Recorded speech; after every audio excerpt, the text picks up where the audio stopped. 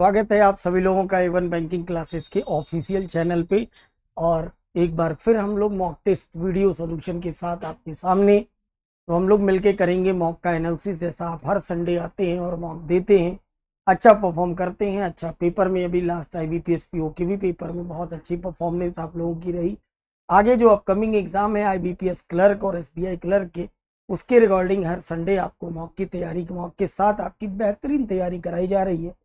तो last Sunday आप लोगों ने दिया होगा 144 नंबर का SBI और IBPS क्लर्क बेस्ड ये न्यूमेरिकल एबिलिटी, रीजनिंग और इंग्लिश पे बेस्ड ये 1 घंटे का मॉक टेस्ट, जिसमें आप लोगों ने क्वेश्चंस को बनाया, बेहतर किया, स्पीड क्यों देखा, स्पीड बढ़ानी है घटानी है। मैं हमेशा समझाता हूँ बेटा, क्लर्क का पेपर हलवा होता है। क्लर्क का प्रीलिम्स खासतौर से एकदम हलवा होता है। अगर आपको क्लर्क बनना है, क्लर्क पास करना है, तो सबसे इंपॉर्टेंट चीज क्या है? घोड़े की दौड़। जितनी तेज दौड़ो, और दौड़ने के लिए सिर्फ और सिर्फ आपको कैलकुलेशन स्पीड पे काम करना पड़ेगा, है ना। कॉन्सेप्चुअल क्वेश्चन नहीं आते, बिकॉज सिलेबस में हमेशा न्यूमेरिकल एबिलिटी लिखा रहता है। न्यूमेरिकल एबिलिटी को हिंदी में बोलते हैं संख्यात्मक अभियोक्ता। यानी जितनी अच्छी पकड़ संख्याओं पर होगी, उतनी शानदार परफॉर्मेंस आप पाएंगे। आप इस बात को पहले एडमिट करिए, तब क्लर्क के मॉक लगाइए। समझ रहे हैं? बहुत सारे लोग कहते हैं कि सर मॉक में स्पीड नहीं आ रही है। बेटा स्पीड कैसे आएगी? आप टेबल बेसिक याद नहीं करते, टेबल याद नहीं करेंगे, स्क्वायर्स याद नहीं करेंगे, क्यूब याद नहीं करेंगे, कैसे आएगी? आप खुद बताइए। जहां सिलेबस में ही लिखा हुआ है न्यूमेरिकल एबिलिटी, संख्यात्मक अभियोक्ता, अगर संख्याओं से ही खेलने नहीं आता है तो क्या करेंगे आप? कैसे स्पीड आएगी? जो लोग साथी इस वीडियो को देख रहे हैं, मॉक दे रहे हैं, बेहतर परफॉर्म करना चाहते हैं, सुबह 8 बजे इसी चैनल पे स्पीड मैथ की क्लास में आपको कराता हूं, जहां ताबड़तोड़ हम लोग सवालों की प्रैक्टिस करते हैं, फटाफट उड़ाने की कोशिश करते हैं विद टाइमर। तो आप सुबह 8 बजे उठिए और थोड़ा उस क्लास के साथ में प्रैक्टिस करिए विद टाइमर। अगर 50 लोग 60 लोग सवेरे जुड़ रहे हैं, तो आपको ये अंदर रखना पड़ेगा जज्बा और जुनून कि सर इस 50 में सबसे पहले मेरा कमेंट आना चाहिए, तब आपकी स्पीड बढ़ेगी। आप उस वीडियो को अगर बाद में देख रहे हैं तो फिर तो कोई मतलब नहीं ना। आपने मेरी स्पीड बढ़ा ली, 1x 2x 3x 4x कर दिया, तो आपने स्पीड मेरी बढ़ाई, आपकी कहाँ बढ़ी? है ना। कथा ना सुने, बल्कि प्रैक्टिकल पर ज्यादा विश्वास किया करें। थियरी कम पढ़ें, प्रैक्टिकल ज्यादा करें। समझ रहे हैं आप बात को? तो चलिए इस मॉक का सोल्यूशन हम आपको करा दें। जितने इंपॉर्टेंट क्वेश्चंस हैं वो हम आपको डिस्कस कर दें। क्लर्क का मॉक, सबसे पहले इस मॉक में आपके पास ये क्वेश्चन रहे होंगे 61 से, सारे 66 से, है ना। 66 से ये क्वेश्चन सारे के सारे सिंप्लीफिकेशन के क्वेश्चंस थे। और सिंप्लीफिकेशन के क्वेश्चन खत्म होने के बाद आपको ये DI देखने को मिली होगी, राइट। क्या है इस DI में? हर बार की तरह एक ही बात मैं फिर आपसे कहूंगा कि बेटा अगर आपको DI पे पकड़ बनानी है तो DI के इंस्ट्रक्शन को पढ़ लिया करिए। DI के इंस्ट्रक्शन में क्या लिखा हुआ है कि जो लाइन ग्राफ दिया गया है वो total number of 5 ABCDE different item sold है, बेचे गए आइटम का ये ग्राफ दे रखा है दुकान के द्वारा। दुकान ABCDE 5 दुकानें हैं। किस दुकान से कितना आइटम बेचा जा रहा है, सिर्फ इतना सा ग्राफ दिया हुआ है। ग्राफ भी बहुत प्रॉपरली आपको विजिबल कराया गया था। ग्राफ भी आप देख रहे होंगे कि पूरी तरीके से विजिबल है। अगर ग्राफ की बात कर ले तो आपको दिख रहा होगा ये 120 है, 120। ये कितना है भैया? 160 है। ये 100 है, ठीक। ये कितना है? 180 है, 180। और ये कितना है? ये दिख रहा है 80। तो ये बेचे गए आर्टिकल्स का ग्राफ है जो बिल्कुल प्रॉपरली विजिबल है। कहीं कोई दिक्कत नहीं है, बड़ी आसान सी है। वही बोला ना, जितना तेज आप इसको खींच सकते हैं उतनी जल्दी नंबर पा जाएंगे। उलझ जाएंगे तो उलझे रह जाएंगे। आओ कर देता हूं मैं इसके 1-2 सवाल सॉल्व, ताकि आपको आइडिया लगे। क्वेश्चन नंबर 80 नंबर क्वेश्चन, इस पे देखो 81 नंबर क्वेश्चन, इसका पहला सवाल DI का। 81 नंबर क्वेश्चन क्या कह रहा है जरा समझना। 81 नंबर क्वेश्चन कह रहा है आपसे, देखो 81 नंबर क्वेश्चन कह रहा है कि the ratio of item C&E sold by online to offline 2353 ये दे रखा है, सी की बात कर रहा है और ई की बात कर रहा है, ये दो कह रहा है सी की ऑफलाइन और ऑनलाइन जो आइटम बेचे गए हैं, इसके भी ऑफलाइन और ऑनलाइन जो आइटम बेचे गए हैं उनका रेशियो है 3 और 2। ठीक, इसका कितना है 5 और 3। तो आपसे कह रहा है बताइए find the difference between the total item C and E sold by online. Online का डिफरेंस बताना है। देखो ए ने टोटल आइटम कितने बेचे हैं, वो नहीं सॉरी सी और ई है, सी ने टोटल आइटम कितने बेचे हैं 100 बेचे हैं। ऑफलाइन और ऑनलाइन दो कैटेगरी है, तो आप बड़े प्यार से ओरली कह सकते हैं, इसमें कोई दिक्कत नहीं कि सर 3 और 2 मिलाकर 5 यूनिट की वैल्यू 100 होगी। अगर 5 यूनिट की वैल्यू 100 हो रही है तो 1 यूनिट की वैल्यू 20 होगी। 1 यूनिट की 20 होने से ऑफलाइन कितने हो जाएंगे 20 तिहाई 60 आइटम और 20 दूना 40 आइटम ऑनलाइन हो गए। सेम ई के पास चलो, ई ने टोटल आइटम कितने बेचे हैं 80 बेचे हैं, यानी 5 और 3 का रेशियो ऑनलाइन ऑफलाइन मिलाकर 80। तो 8 यूनिट की वैल्यू आपने कहा सर 80, 1 यूनिट की वैल्यू कितनी हो जाएगी 10, 5 यूनिट की वैल्यू 10 पचे 50 और 3 यूनिट की वैल्यू 10 तिहाई 30।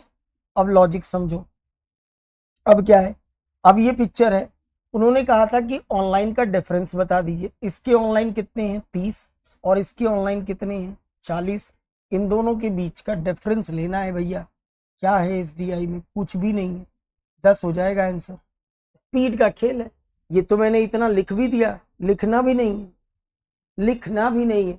मैं तो इसलिए लिख देता हूँ कि कुछ छोटे मोटे नन्हे मुन्ने बच्चे अभी जो एंट्री किए हैं वो भी सीखे इस चीज को, इसलिए मैं लिख के लगा देता हूँ। अदरवाइज जो खिलाड़ी है लिखना ही नहीं था, ओरली ज्यादा से ज्यादा 20 सेकेंड। अगला क्वेश्चन देखो, नेक्स्ट क्वेश्चन डीआई का क्वेश्चन नंबर 82 देखो। 82 में है 82 number question, find the ratio of total number of item A to total number of item D sold. A ने जितने बेचे हैं, डी ने जितने बेचे हैं, सोल्ड का रेशियो बनाना है। बना लेंगे। ए ने कितने बेचे हैं 120, डी ने कितने बेचे हैं 180, तो 120 और 180 का रेशियो बना लीजिए, बस बात खत्म हो जाएगी। 6 दूना 12, 6 3 18, 2 और 3 का रेशियो हो गया, खत्म पिक्चर। एक और देखो, एक और देखो, क्वेश्चन नंबर 83 देखो। 83 नंबर क्वेश्चन क्या है, 83 नंबर क्वेश्चन कह रहा है कि टोटल आइटम एक्स कोई दूसरी शॉप है, क्योंकि अपने पास A B C D E है सिर्फ, एक्स कोई दूसरी शॉप है, कह रहा है sold by shop is 50% more than total item sold by B.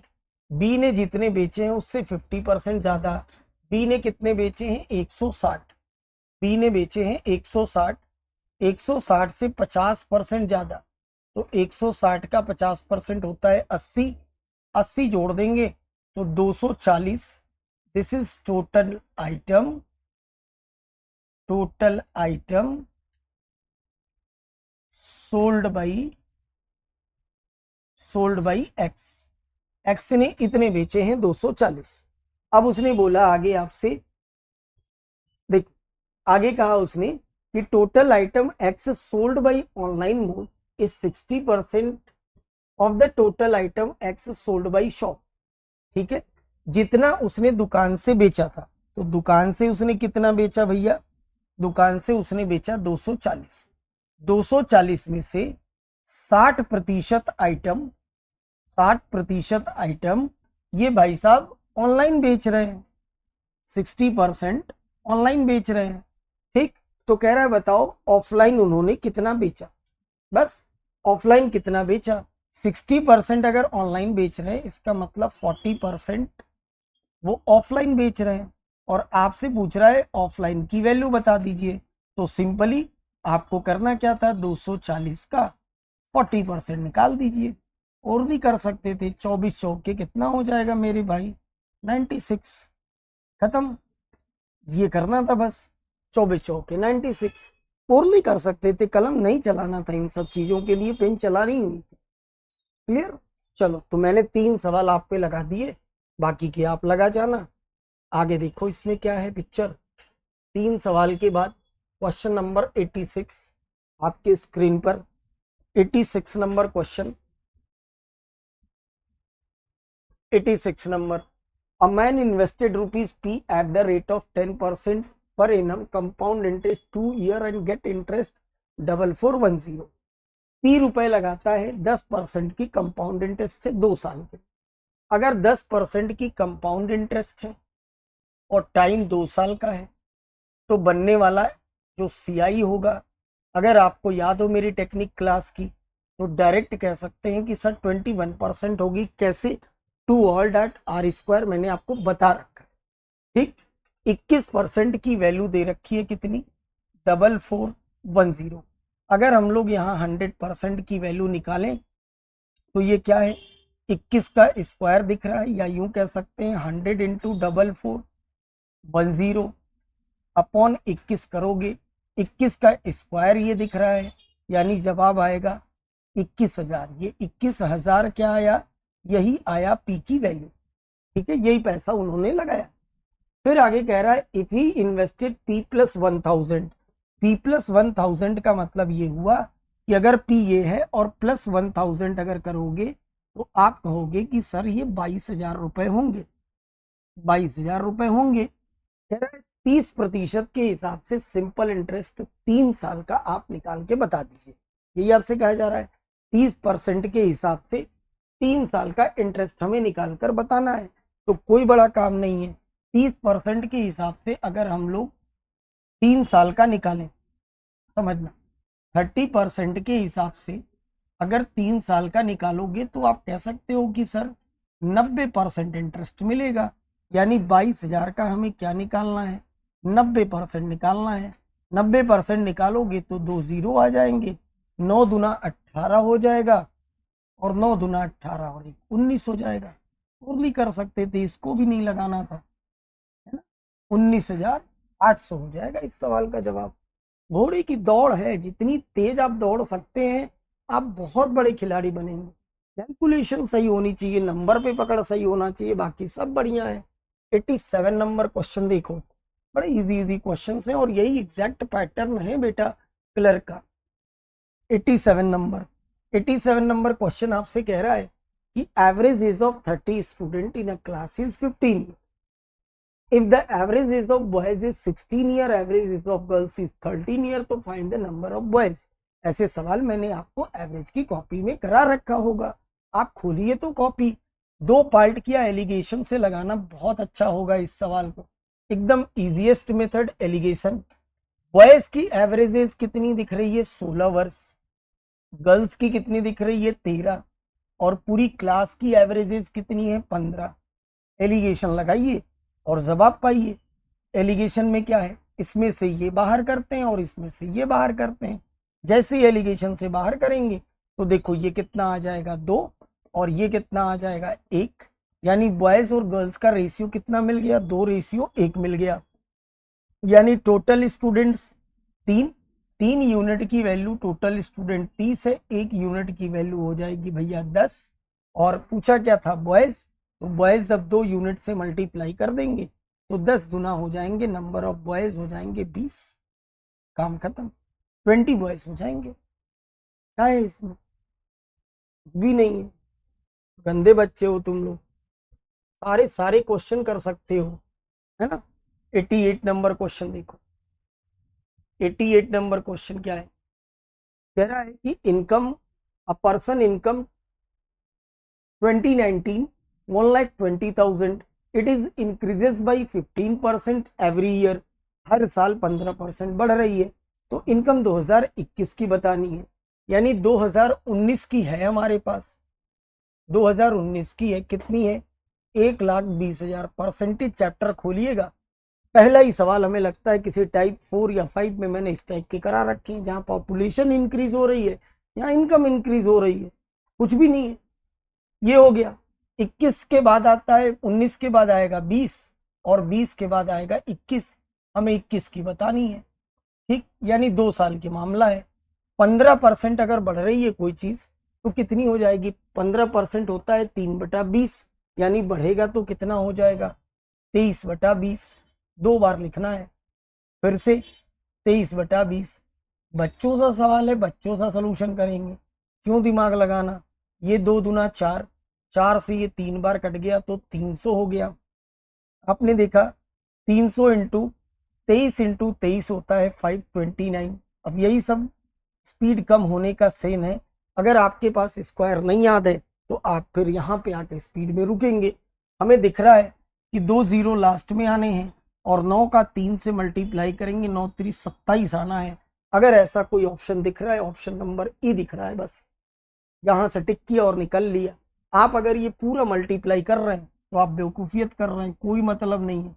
केवल यहाँ से हमने टिक किया और ये ऑप्शन ई उठा लिया, काम खत्म। क्यों दिमाग लगाना? इतना इजी क्वेश्चन पे पूरा मल्टीप्लाई क्यों करना है? समझ गए बात को? ये अप्रोच सीखनी पड़ेगी बेटा। जब तक ये अप्रोच आप सीखेंगे नहीं, मजा नहीं आएगा, आप मानिए इस बात को। चलो क्वेश्चन नंबर 89 देखो। 89 नंबर क्वेश्चन। 89 क्या है? A shopkeeper markup the price by an article 20% above the cost price. Cost price से एमआरपी 20% अगर ज्यादा है तो यानी 5 से 6 है ये, ठीक। फिर कह रहा है कि allow 33 whole 1/3% discount on mark price. 33 whole 1/3 का मतलब 1/3, एमआरपी 3 होगी तो सेलिंग प्राइस कितनी बनेगी? 1 कम करके 2 बनेगी। कॉमन क्या फंस गया? एमआरपी। कितनी बार सिखाया, जो कॉमन फंस जाए उसको बराबर कर लो। 2 से यहाँ मल्टीप्लाई कर दो और 2 से यहाँ मल्टीप्लाई कर दो। जब 2 से मल्टीप्लाई कर लोगे तो आपको क्या मिलेगा? ये 5, ये मिल जाएगा 6 और ये मिल जाएगा 4। अब इसके बाद उसने कहा कि ऐसा करने से गेट लॉस 625 रुपीज, यानी 5 का सामान 4 में जा रहा है तो लॉस हो रहा है कितने का? 1 यूनिट का। 1 यूनिट की वैल्यू उसने दे रखी है कितनी? 625 रुपीज। अगर 1 यूनिट की वैल्यू है तो कह रहा बताओ अगर उसी सामान को मैं 40% के प्रॉफिट पे बेचूं तो सेलिंग प्राइस क्या होगी। जब 40% के प्रॉफिट पे वो बेचना चाहता है तो 2/5 होगा। सामान की सीपी तो 5 ही होगी, बट 40% के प्रॉफिट में एसपी कितनी बनेगी? 7 बनेगी। अगर 1 यूनिट की वैल्यू 625 है तो 7 यूनिट की वैल्यू कितनी होगी? 7 गुणे 625 अगर आप कर पाते हैं तो बहुत अच्छा जवाब आप निकाल पाएंगे। ये हो जाएगा 4375। 4375 इस सवाल का बेहतरीन जवाब हो जाएगा। काम खत्म। ये अप्रोच इसमें रखनी थी। चलो आगे बढ़ते हैं। क्वेश्चन नंबर 90 देखो। 90 नंबर क्वेश्चन। 90 नंबर क्वेश्चन क्या कह रहा है? कह रहा है the parameter of rectangle is 32 metre. Parameter of rectangle क्या होता है? 2l + b होता है। 2l + b अगर 32 मीटर है तो आप कह सकते हैं कि सर l + b 16 मीटर, कहने में कोई दिक्कत नहीं है। इसके बाद कह रहा है ratio of breadth of rectangle और साइड ऑफ स्क्वायर 4 और 5। ब्रेथ ऑफ रेक्टेंगल, रेक्टेंगल की ब्रेथ और साइड ऑफ स्क्वायर 4 और 5 है, ये इन्होंने बताया। ये रेक्टेंगल की ब्रेथ और साइड ऑफ स्क्वायर 5 है रेशियो। तो कह रहा है लेंथ ऑफ रेक्टेंगल अगर 12 है, लेंथ ऑफ रेक्टेंगल अगर 12 बता रहे हैं तो लेंथ अगर हमें पता है कि ये 12 है तो ब्रेथ हम यहाँ से निकाल सकते हैं। 16 मीटर ये था, ब्रेथ की वैल्यू कितनी हो जाएगी? 4 मीटर। और ये 4 मीटर ही बराबर होगा 4 रेशियो के। 4 मीटर अगर 4 रेशियो के बराबर 1 यूनिट की वैल्यू 1 मीटर होने से 5 यूनिट की वैल्यू 5 मीटर हो जाएगी। समझ गए? 5 यूनिट की वैल्यू 5 मीटर, यानी साइड ऑफ स्क्वायर कितना हो जाएगा? 5। स्क्वायर की सारी साइड बराबर होती हैं तो एक साइड आ गई 5, यानी सारी साइड हो गई 5। पूछा है वर्ग का क्षेत्रफल बताइए, और वर्ग का क्षेत्रफल दुनिया जानती है भुजा का स्क्वायर होता है, तो 25 मीटर स्क्वायर इस सवाल का बेहतरीन जवाब। इस सवाल को आप बिल्कुल प्यार से लगा सकते थे, कहीं कुछ भी गड़बड़ होने के कोई चांस नहीं थे। आगे बढ़ते हैं। 90 नंबर के बाद क्या है सवाल देखना जरा। 90 के बाद 91 नंबर क्वेश्चन देखिए। 91 नंबर क्वेश्चन 91 नंबर क्वेश्चन कह रहा है ए और बी मिलकर फोड़ें तो 20 दिन में फोड़ेंगे। ठीक है, ए और बी मिलकर अगर किसी कुल्हड़ को फोड़ते हैं तो 20 दिन में फोड़ेंगे, जबकि बी और सी मिलकर अगर उस कुल्हड़ को फोड़ते हैं तो 10 दिन में फोड़ेंगे, और सी और ए मिलकर अगर फोड़ते हैं तो इस कुल्हड़ को फोड़ेंगे कितने दिन में? 60 दिन में, 60 डेज में फोड़ेंगे। हमने एलसीएम लिया, 60 हो गया टोटल वर्क। एफिशिएंसी हमने बनाई तो एफिशिएंसी आ गई इसकी 3, इनकी आ गई 6 और इनकी आ गई 1। अब ऐसे पैटर्न में क्या करते हैं, इन दोनों को हम लोग जोड़ते हैं। जब जोड़ेंगे तो ये क्या बनेगा? 2A 2B 2C बनेगा। दो कॉमन करेंगे तो लिख सकते हैं A plus B plus C की वैल्यू कितनी आएगी? 6 3 9 और 1 10, यानी A plus B plus C की वैल्यू कितनी आ जाएगी? A plus B plus C की वैल्यू कितनी आ जाएगी? 5। अब इसमें एक लाइन बहुत अच्छी लिखी है, वो ये लिखी हुई थी कि ए जो है आपको बताना है find the time taken to complete the work. अगर तीनों मिलकर काम को करें तो काम कितने दिन में होगा, आपको ये बताना है। लेकिन एक लाइन इसमें अच्छी लिखी हुई है कि ए डज नेगेटिव वर्क। ए जो है काम बनाता नहीं बल्कि काम को बिगाड़ता है। इसका रोल क्या है मैं आपको बताऊं। जैसे अगर आपको ए की एफिशिएंसी चाहिए होगी तो आप देख रहे होंगे कि बी और सी की एफिशिएंसी कितनी है? 6 है। बी और सी की एफिशिएंसी 6 है और ए बी सी की एफिशिएंसी कितनी है? 5 है।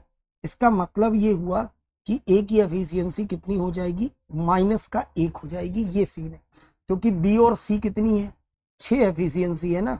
बी और सी अगर 6 एफिशिएंसी है तो ए की -1 होगी, तभी तो तीनों मिलकर 5 काम करेंगे। ठीक, बस कह रहा है बताओ कि तीनों मिलकर करें तो कितने दिन में करेंगे। तीनों मिलकर चूंकि 5 यूनिट काम कर रहे हैं तो कितना समय लगेगा, अगर ये हमें जानना है तो अगेन वही जैसे करते हैं वैसे ही 60/5 अगर करते हैं तो इस सवाल का जवाब, बेहतरीन सा जवाब 12 डेज आपका राइट आंसर हो जाए। क्लियर हो गई बात। बस इसमें यही एक लाइन कंफ्यूजिंग थी जिसका क्वेश्चन लगाने में कोई रोल नहीं था। हाँ, रोल कब पड़ता? जब पर्टिकुलर आपको एबीसी की एफिशिएंसी निकालनी होती तब। क्लियर हो गई बात। चल आगे देखो, क्वेश्चन नंबर 92 देखो आप। 92 नंबर क्वेश्चन 92 नंबर क्वेश्चन कह रहा है आपसे कि the speed of boat in up stream is 40% less than the speed of down stream. Down stream की स्पीड से जो बोट की अप स्ट्रीम की स्पीड है वो 40% कम है। मतलब ये 5 है तो 2 छोड़कर ये 3 है, 40% यही होता है। कह रहा है boat cover 50 kilometre down stream in 5 hours. अगर 50 किलोमीटर की दूरी को 5 घंटे में नाव तय करती है तो कोई भी कह सकता है कि डाउन स्ट्रीम स्पीड कितनी होगी? 10 किलोमीटर पर आवर होगी। यानी 5 यूनिट की वैल्यू कितनी हो गई? 10 किलोमीटर पर आवर। 1 यूनिट की वैल्यू कितनी हो गई? 2 से 3 किलोमीटर की वैल्यू कितनी हो गई? 6। इतना काम तो आप इतने आसान आसान क्वेश्चंस अगर किसी ने गलत किया है ना, लोटे भर पानी भर लो और उसमें डूब जाओ, डूब के मर जाओ, कोई मतलब नहीं ऐसी पढ़ाई का। जब इस लेवल के सवाल अगर गलत हो जाए 20 मिनट, इसका मतलब कि क्वेश्चन की गलती नहीं, मास्टर की गलती नहीं, आपकी भी गलती नहीं, आपके दिमाग की गलती है। बाल्टी भर भी पानी मत लो, लोटे में पानी लो और उसी में डूब जाओ, कोई मतलब नहीं है ऐसे सवालों को गलत होने का। कह रहा है find the speed of stream and speed of boat in still water. इससे आसान क्या होगा? मैंने कितनी बार करा रखा है कि अगर अप स्ट्रीम स्पीड पता हो, डाउन स्ट्रीम स्पीड पता हो, तो स्टिल वाटर निकालने के लिए क्या करते हैं? दोनों को बेटा ऐड करते हैं और 2 से डिवाइड कर देते हैं। 16 को 2 से भाग दोगे तो हो जाएगा कितना? 8 किलोमीटर प्रति घंटे। ये हो जाएगा। अगर आपको करंट जानना है तो करंट का मतलब ये हो गया कि 10 में से डाउन स्ट्रीम में से अप स्ट्रीम को माइनस करते हैं। ये कितना आएगा? 4/2 करोगे 2 किलोमीटर पर आवर। इससे इजी कौन सा क्वेश्चन हो सकता है आप बताइए खुद ही कमेंट करके कि सर इससे भी इजी कुछ हो सकता है। 8 और 2 इस सवाल का बेहतरीन सा जवाब, बिना किसी गलती के। होनी भी नहीं चाहिए थी कोई गलती, इजिली हम लोग इसको निकाल सकते थे। क्वेश्चन नंबर 93 आपके स्क्रीन पे दिख रहा होगा। 93 में क्या पिक्चर है एक बार देखना सब लोग जरा। 93 नंबर क्वेश्चन आपसे कह रहा है कि A invested 5000 in a business after x month B join with a business 4000 rupees. A जो है 5000 रुपए के साथ बिजनेस से जुड़ा, स्टार्टिंग में जुड़ गया तो 12 महीने तक जुड़ा रहा, जबकि बी जो है वो 4000 रुपए के साथ जुड़ता है। ऐसे सवाल 1000 बार करा चुका हूं मैं। एक्स मंथ बाद जुड़ता है तो लगा हुआ पैसा सिर्फ और सिर्फ 12 माइनस एक्स होगा। कह रहा है टोटल प्रॉफिट तो 11,000 रुपए का है, पूरे साल का टोटल प्रॉफिट 11,000 रुपए का है, लेकिन बी का जो प्रॉफिट है वो कितना है? बी का प्रॉफिट है 3500। तो बी का प्रॉफिट अगर यहाँ 3500 रख रहे हैं और टोटल प्रॉफिट 11,000 रुपए है, तो आप भी समझ रहे हैं कि जो बचा हुआ प्रॉफिट है 7500 ये ए का प्रॉफिट है।